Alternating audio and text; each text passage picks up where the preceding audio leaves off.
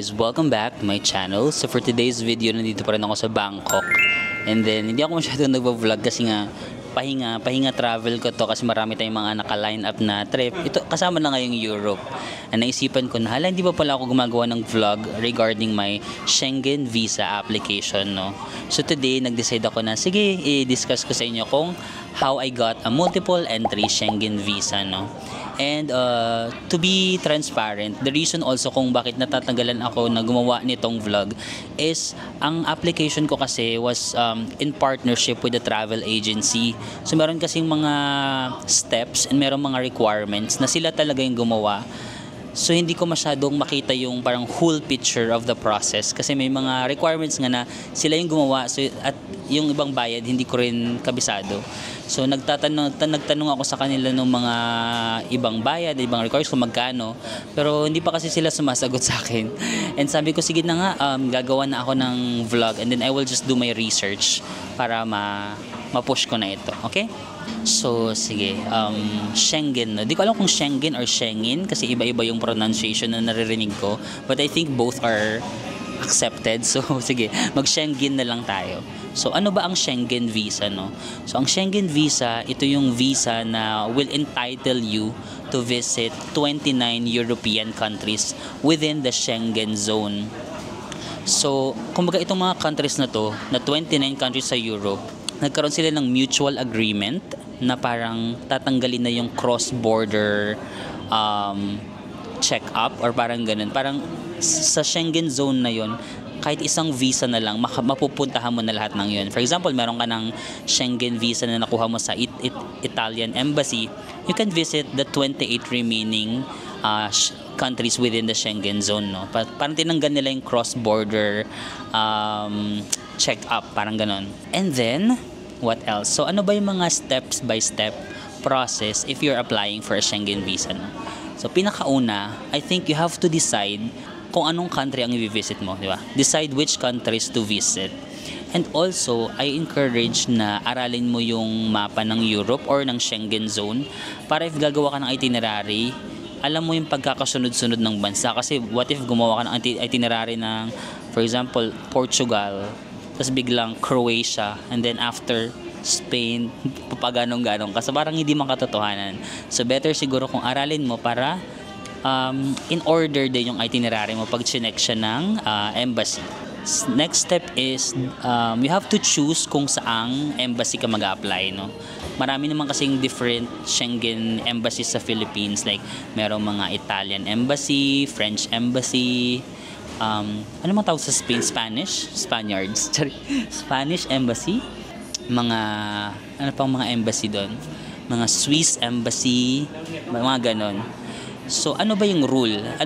Saan ba ako mag-a-apply, di ba? Kasi ang dami. So, based sa aking research, dalawa yung factors that you have to consider. First is yung point of entry. Saan ka ba mag-enter? Or, saang bansa ka pinaka mag-stay ng matagal? For example, magbe-visit ka ng France, Switzerland, and Italy. Magkakadugtong kasi yun eh. France, Switzerland, Italy. So, for example, nag-enter ka sa France, so pwede ka mag-apply sa French embassy kasi doon yung point of entry mo. However, kung, for example, mas nag-stay ka ng matagal sa Italy, example, 5 days sa France, 5 days sa Switzerland, tas 10 days sa Italy, so mas matagal sa Italy, pwede ka rin mag-apply sa Italy, Italian embassy, kasi nga doon ka pinaka mag-stay ng matagal, no? So either point of entry or yung place kung saan ka pinaka mag-stay ng matagal. But meron ako nakilala dito sa hostel na taga Germany siya. Kinonfirm ko kung ano ba yung rule talaga. Sabi niya, feeling niya mas okay daw na doon mag-apply sa place kung saan ka mag-stay ng matagal. So, I'm not sure kung tama, but I think either or, like, pwede ka mag-apply sa point of entry or dun sa place na kung saan ka pinaka mag-stay ng matagal. In our case, kasi nung nag-apply kami, ang itinerary namin is Portugal tsaka Spain. Dalawa lang talaga yung itinerary namin. So, nag-apply kami sa Spanish embassy, no? Tapos actually, hindi naman tayo directly makakapag-apply sa embassy, no? Kailangan tayong dumaan sa VFS or BLS. Ano ba yung VFS or BLS? ito yung mga parang third-party agency accredited by those embassies to accept ng mga requirements. So actually, doon tayo nagpapasa ng requirements sa VFS and BLS for Spain. Ako sa BLS ako, pero for most other European countries, VFS ang tawag, no? So, pupunta kayo sa mga VFS or BLS. Okay? Wait lang. May kodigo ako ha, kasi baka malito ako eh. Okay. Ano ba? Okay. Third step na tayo, no? So, ang una, decide kung anong countries yung bibisitahin. Number 2, choose your embassy. Number 3 is, ito na nga, prepare your supporting documents. Ito yung medyo tedious, no? Or ito yung medyo nagtitake ng time. At ito ako medyo nalilito, kaya hindi ako makapag-vlog kasi yung ibang requirements dito is hindi ako yung gumawa. But then, gumawa naman ako ng research for you guys. But you can correct me if I'm wrong, ha? Kasi this is just my research and based din sa personal experience ko. But you can correct me if meron akong mga hindi tamang masasabi. Okay. Ano ba yung mga requirements? Ililista natin yung mga requirements dito para mas ma-visualize nyo, no? Pinakauna is visa application form. So, itong visa application form, dumaan kasi ako sa agency, no? SMB Travels and Tours. So, kumbaga tatlo yung layer. Meron akong agency, SMB Travels and Tours. Sila yung nagtutulong sa akin sa requirements. Pinasa ko sa BLS or iba VFS yung ipapasa. And then ito sila ipapasa nila sa embassy. So ganun yung layer, no? May agency ako, may third party, and then the embassy.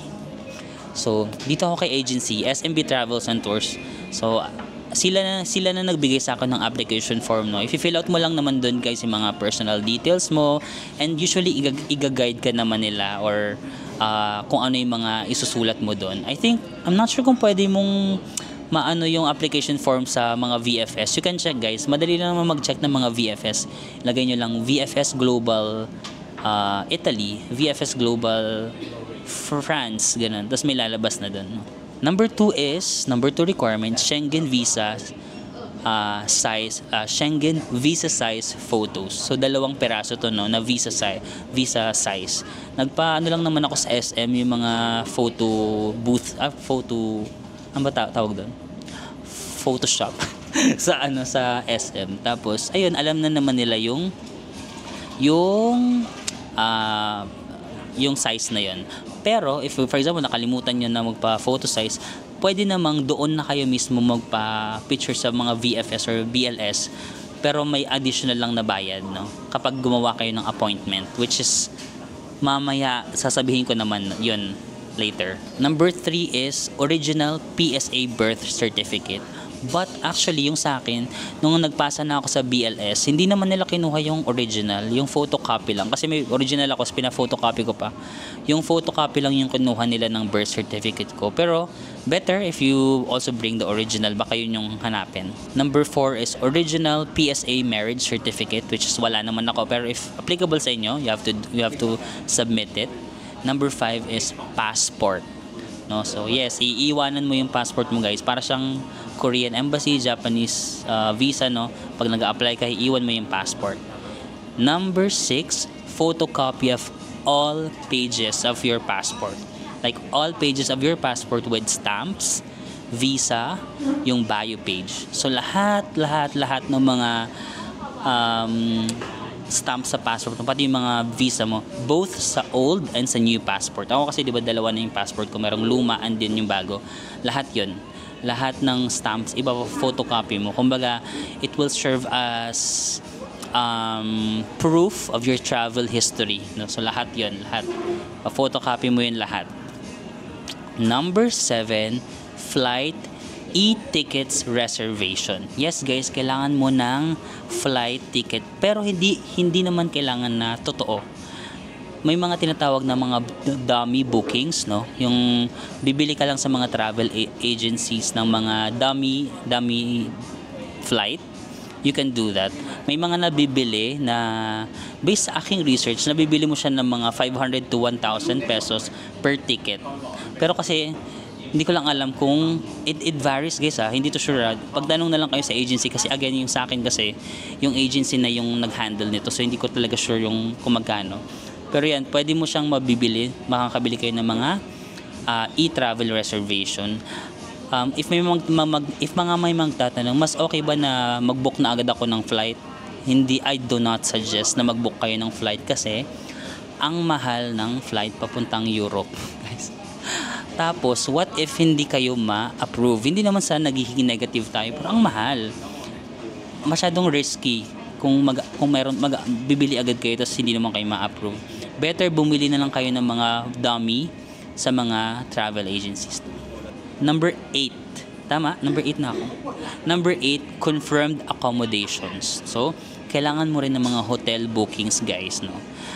I suggest mag-book na lang kayo ng mga hotels with free cancellation, no? Huwag kayong mag-book ng mga hotel na hindi siya cancelable, kasi again, masyadong risky. Marami naman dyan, guys, marami mga apps and mga websites where you can book hotels na free cancellation. So, I suggest you do that.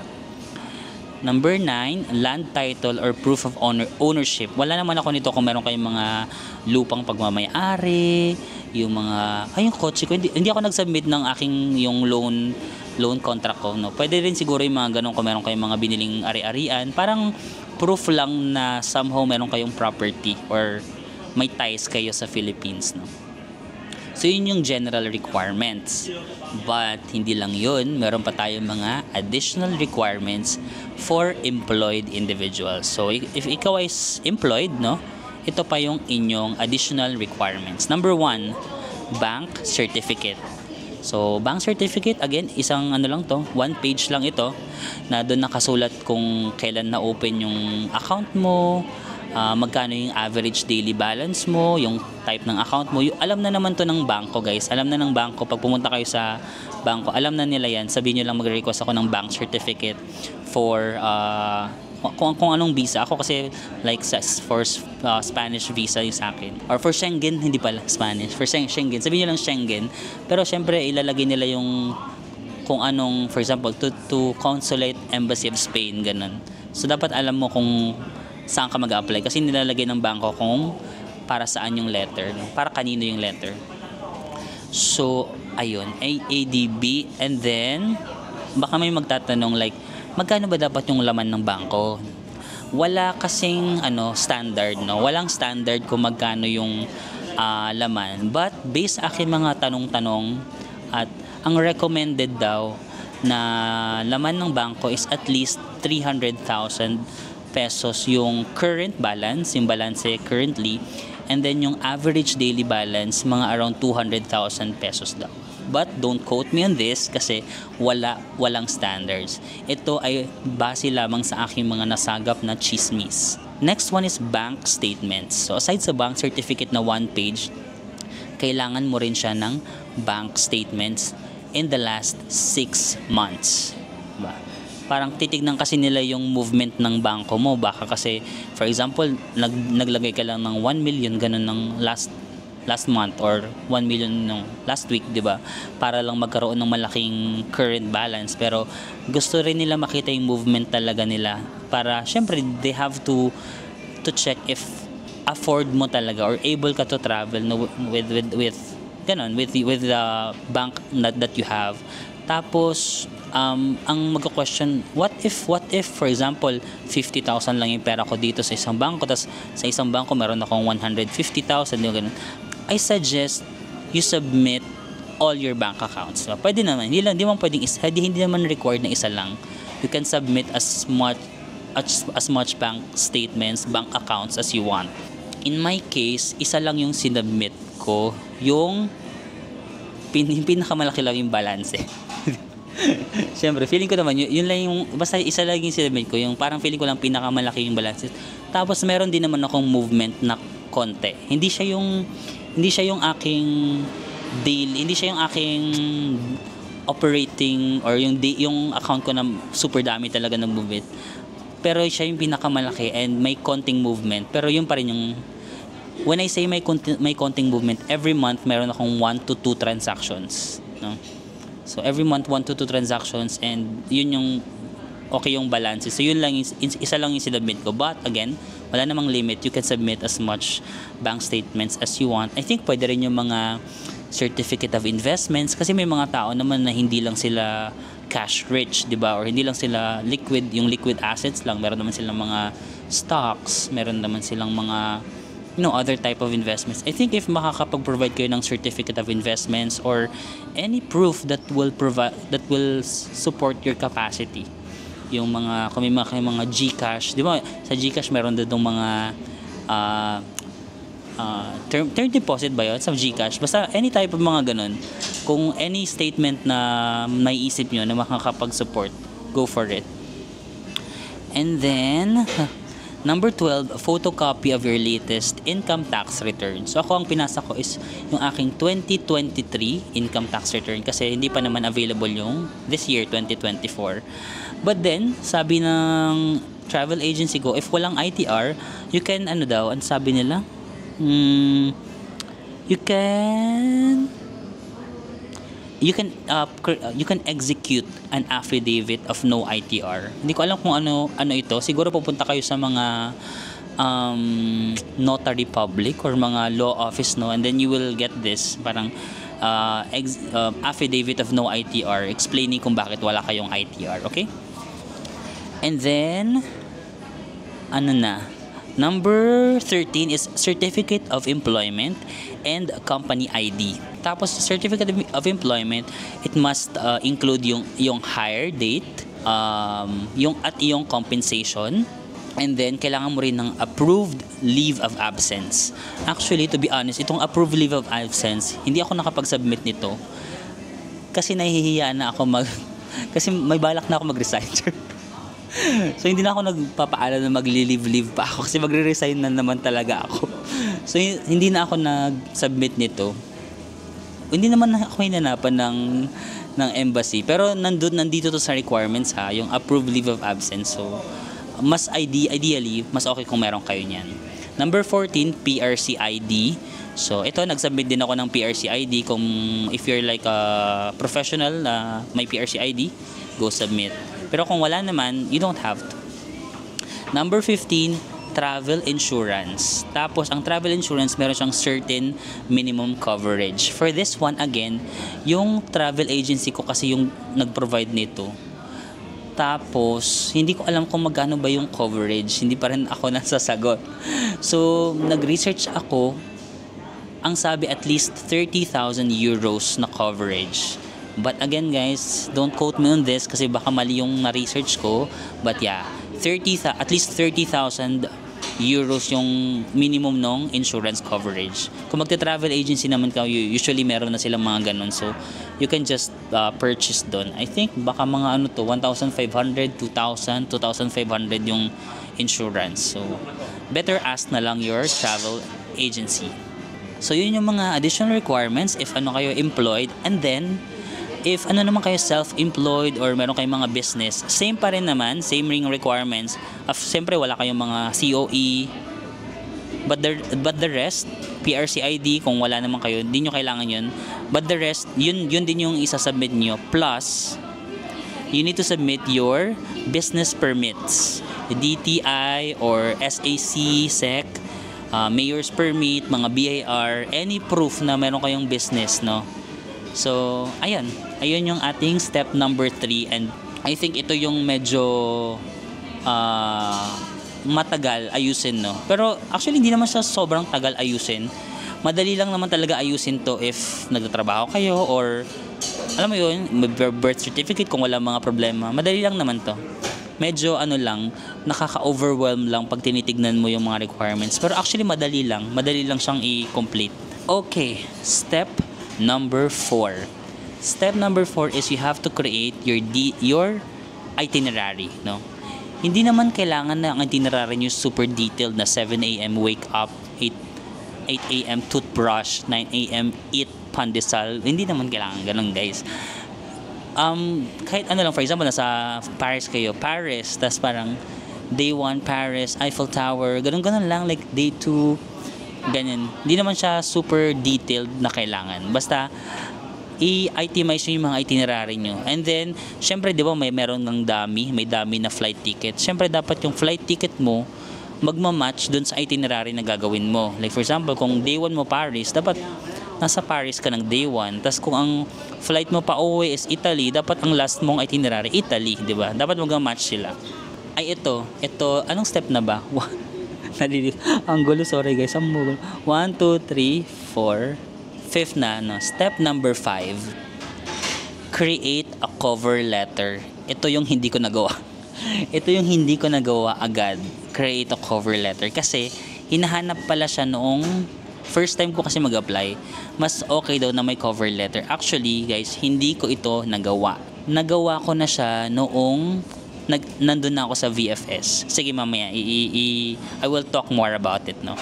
So, step number 6, ito na, personal appearance sa VFS or BLS. So, kailan ba ang personal appearance sa VFS or BLS? Before ka makapunta doon, hindi pwedeng walk-in, guys. Kailangan ka munang mag-set ng appointment. In my case, yung travel agency ko na yung nag-set ng appointment para sa akin. And then, may bayad. May bayad yung pag-set ng appointment. It varies, no? It varies depende kung saang age, kung saang VFS or saang BLS ka. Kasi pwedeng ang mga babayaran mo sa appointment is, I think yung mga yung inclusions doon sa appointment, pwede, for example, wala kang photos, wala kang 2x2, yung Schengen size photos, pwedeng mag-additional ka na lang doon, tapos doon ka na mismo. Ako, nagdala na ako ng sarili kong photos, pwede naman doon na kayo. And then, merong tinatawag na SMS fee. So, I think ito okay to kasi yung sa akin sa Spanish Embassy, itong SMS, nagsisend talaga sila ng update. For example, na if ever na-receive na ng embassy yung application, may text akong nalalaman. Tapos pag sasabihin nila na i-deliver na yung password mo, may text din ako na nalalaman. So, ayun, magtanong na lang kayo sa mga travel agency nyo kung anong mga inclusion no. So, usually, pwede kang mag-include ng photos, SMS fee, tas yung delivery fee. Kung gusto mong, hindi pala, mali. Cut yun, guys. Hindi, mga ganun lang. Basta, hindi ko rin kasi sure kung magkano yung binayad. Pero nakita ko lang yung email kasi nakasisi ako. Nasa mga around 1,007. Yun yung binayad. Pero may friend ako, sabi niya yung binayad niya mga 800 lang. So, baka it varies, no? Depende siya sa pag-a-applyan niya. Pero within that range yung bayad sa appointment. So, recap lang tayo ano yung mga babayaran nyo, no? Appointment, mga around 1,000 pesos. Yung dummy bookings, again, mga around 1,000. Di ko lang sure. You can, 1,000 per ticket. So, sabihin mo na lang, round trip 2,000. And then, insurance, no? Ayun yung mga babayaran. Insurance. So, syempre, yung bayad nyo dun sa travel agency na nagtutulong sa inyo. So, yun yung first part. The next na is yung personal appearance to the VFS. So, pag nakompleto mo na lahat ng requirements na yun, natulungan ka na ng travel agency, for example, tapos nakapag-schedule ka na ng appointment, dadalhin mo na ito lahat ng requirements mo sa VFS or sa BLS. No? Depende sa appointment mo, meron dong time kung kailan ka pupunta, may date, no? So, ako sa BLS sa may Makati yung kanilang office, sa may Quirino ba yun? Oo, sa may Quirino. Kung na maalala. So, sa may Makati, guys. Sa may Makati yung kanilang office. Tapos, in-assist din naman ako ng representative ng SMB Travels and Tours. So, thank you, no. In-assist naman nila ako sa mga documents, ganyan. And then, ayun, pinasa ko na sa VFS. Dapat personal to, no, kasi merong biometrics. So, pinasa ko na yung mga requirements. Kaya merong mga VFS, kaya merong mga BLS, hindi sila dumidiretso sa embassy. Kasi doon pala sa VFS saka BLS, chine-check na nila kung anong mga requirements yung kulang mo, kung may mga kailangan ka pa bang ipasa. Siguro parang ano na lang yun, way yun ng mga embassy para pag natanggap nila yung application mo, kulang na yung parang pabalik-balik. Meron ng third party na nag-check agad na, okay, may kulang ka, bigay mo muna to. So yun yung purpose kaya kung bakit ka papunta sa mga VFS or BLS, no. So yun na nga, pinupunta na ako, pinasa ko na doon sa cashier, ganyan, tapos chine-check niya yung mga requirements ko, kung ano may mga kulang, kung may mga sobra. Ayun niya yung original birth certificate, binalik niya sa akin. So sabi ko, akala ko original, ano lang pala. So ayun, kung may mga kulang, sasabihin ka niya, kung may mga sobra, ibabalik niya. Kaya doon ko nalaman na yung cover letter, wala ako. Nasabi niya sa akin, wala kang cover letter? Tapos sabi ko, wala po. Sabi ko, mas okay po ba na may cover letter? Mas more chances ba? Sabi niya, oo, gawa ka na lang. O, kasi sabi ko, binabasa ba ng embassy yan?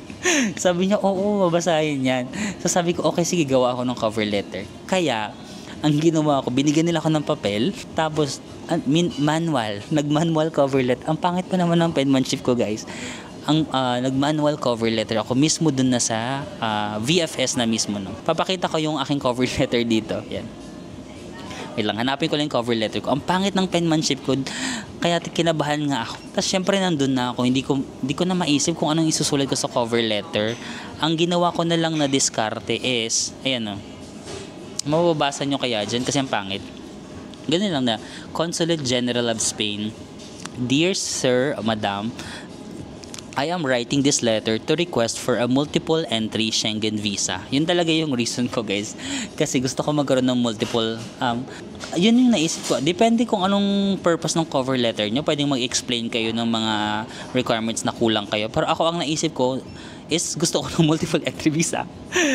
Parang direct to the point na agad tayo. Tapos sabi ko na agad na, parang feeling ko, sabi ko ilagay ko na nga lang dito yung mga bansang binisita ko and then yung mga visa na meron ako. Baka magustuhan nila or maawa sila na okay, nakapag-travel na siya dito, i-grant na natin. So ayun, sinabi ko lang dito na below is a summary of my current visas, parang mali yung grammar ko dun that I have, as well as the countries I have visited. Tapos nilagay ko yung countries visited, ayan.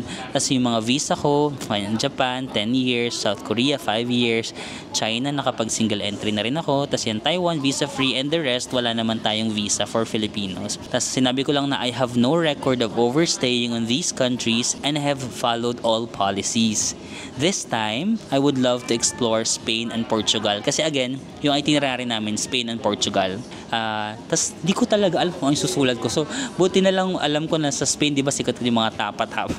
Sabi ko, try tapas, go shopping. Kasi sa Italy, although hindi siya kasama yung Italy's itinerary, naisip ko lang, sabi ko, parang yung ibang mga nagsha-shopping sa Europe, kala mo talaga may pang-shopping, no?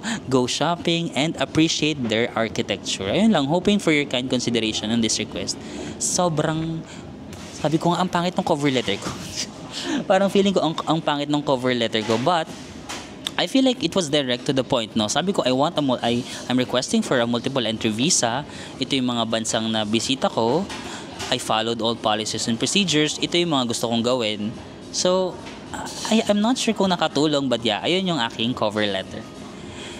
And then, magkano yung binayaran? Doon sa VFS, or ako BLS, no? Ang binayaran ko is 6,100 plus.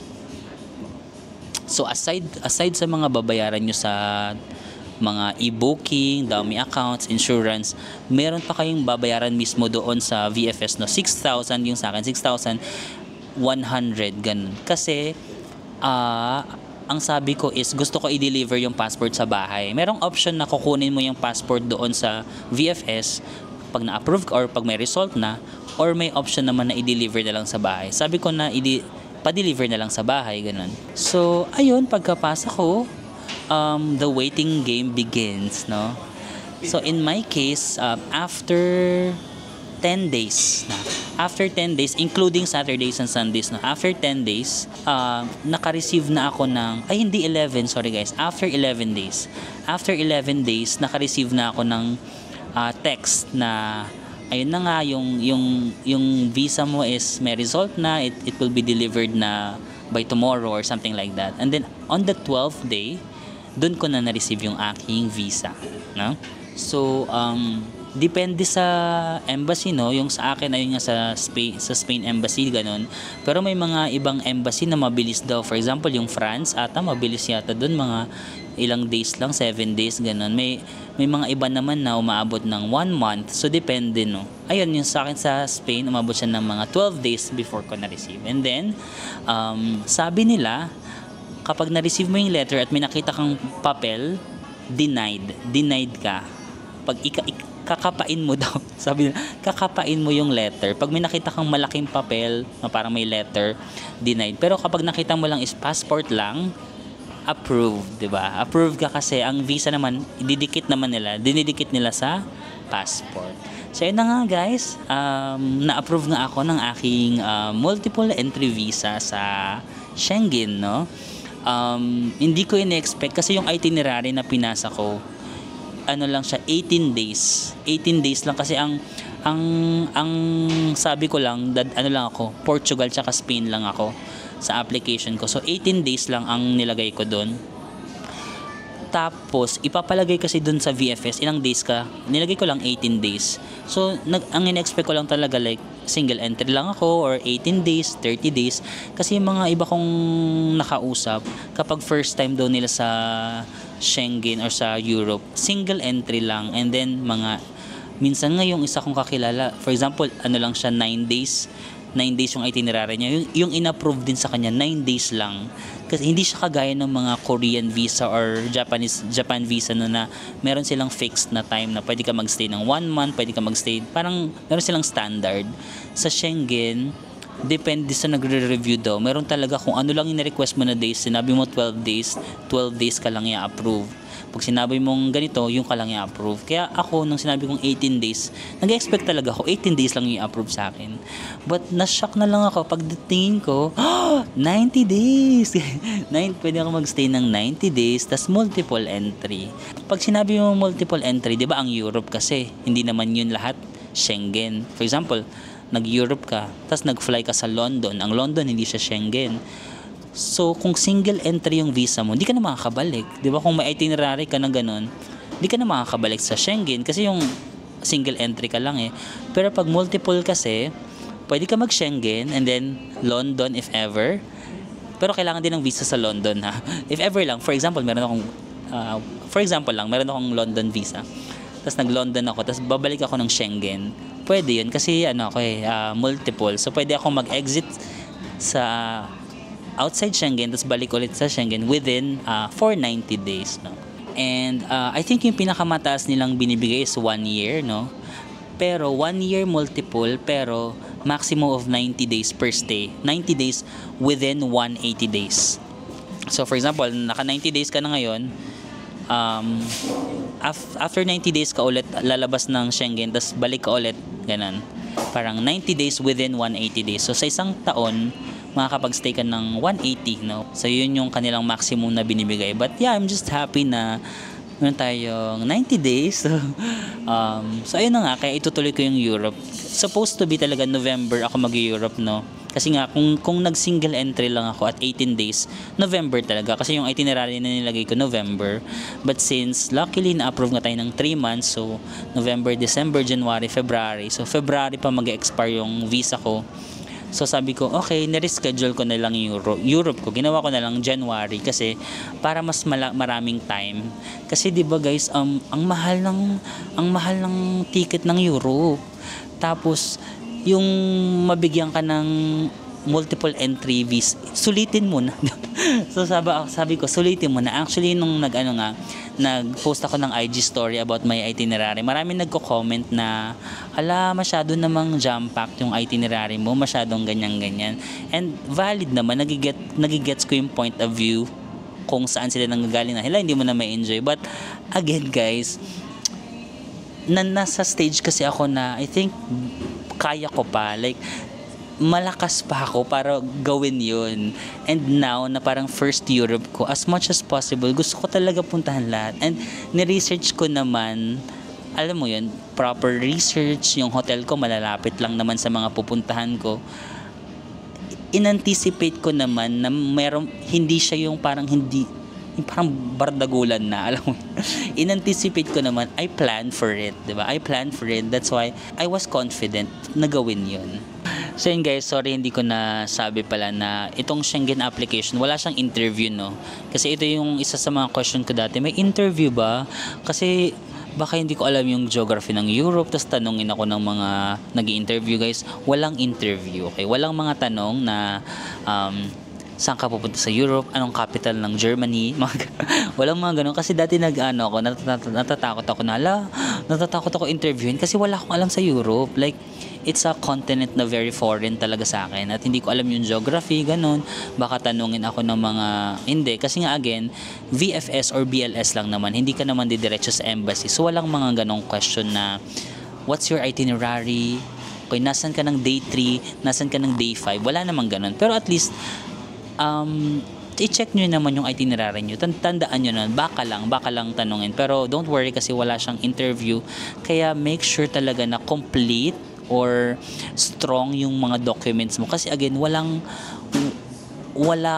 pag interview kasi, ako mas confident pa ako na may interview kapag alam ko yung pupuntahan ko, no? Kasi pag may interview, may chance ka may chance ka to prove yourself na ito ako, capable ako, makakapag-Europe ako, afford ko mag-Europe, ito yung ginagawa ko. Pag walang interview kasi, wala kang ganong chance para magre-rely lang talaga sila sa mga documents na ibibigay mo. So, make sure talaga na strong yung documents mo and complete, no? Kasi again, walang interview na mga mahirap yung tanong. Siyempre may mga questions sa VFS lang ng mga minor questions lang naman na hindi mo kailangan ng sobrang research, no? But still recommended na may konti kayong alam sa itinerary nyo, okay? So, ayun, we will be visiting a lot of countries for 35 days. And it's gonna be magastos. But, yeah, meron namang ways para maging makapag-save, no? So, ayun guys, ang ating Schengen visa application process. Nagtithink ako kung meron ba ako mga na-miss or kung meron kayong mga comments below, kung please feel free to correct me kasi again, hindi ko nga 100% talaga na absorb yung full process kasi nga I was in partnership with the travel agency who helped me so much. Just thank you, SMB Travels and Tours. If you also want to apply for a Schengen visa, Korean, Japan visa, you can go to SMB Travels and Tours. Sobrang ang ganda ng assistance na nakuha ko talaga. Kapag may questions ako, sumasagot sila. Mga questions ko sa requirements, it was so flawless, easy, and very helpful na SMB Travels and Tours. So thank you so much. Ayun lang. I hope guys na ma-approve din kayo sa inyong mga Schengen visa application at sa iba pa yung mga application, and I'm just so happy to share sa inyo yung magiging journey natin dito sa Europe. And actually gusto ko talaga, I want to share every step of the way nitong aking Europe journey kasi alam ko na merong mga iba rin na gusto mag-Europe pero they also need information just like me. Hindi ko pa naman alam lahat, but I want to share kung anong meron ako kasi it might help for those who are also planning to go to Europe. Okay? So yun lang guys, ang haba pala ng video. Ang haba ng video. Ay, maraming salamat guys, and I'll see you again on the next one. Bye bye.